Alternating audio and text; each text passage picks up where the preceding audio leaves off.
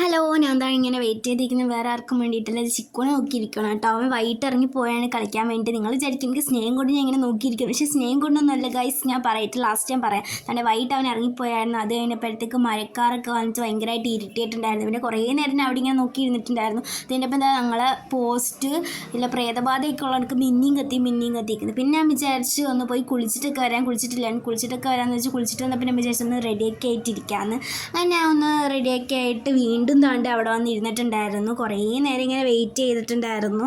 നൈസായിട്ട് അവനെ നോക്കുന്ന രീതി ഞാനൊന്ന് വായൊക്കെ നോക്കിയിട്ടുണ്ടായിരുന്നു. അത് കഴിഞ്ഞിട്ട് പിന്നെ ഞാൻ ഏറ്റവും ലാസ്റ്റ് അവൻ വന്നിട്ടുണ്ടായിരുന്നു. വന്നു കഴിഞ്ഞിട്ട് ആ വീട്ടിലോട്ട് കയറുന്നില്ല. അവിടെ പോസ്റ്റർ ഒട്ടിക്കുന്ന മാമന്മാരുമായിട്ട് കാര്യം പറഞ്ഞുകൊണ്ടിരിക്കുകയാണ് കേട്ടോ.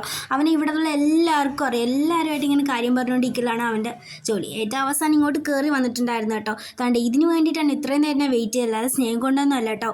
ഇത് അവൻ വരാതെ പൊട്ടിച്ച് കഴിഞ്ഞാൽ എന്നെ ഇടിക്കുമെന്നായിരുന്നു അവൻ പറഞ്ഞിട്ടുള്ളത്. അതുകൊണ്ടാണ്. അപ്പോൾ ഇത്രയേ ഉള്ളൂ.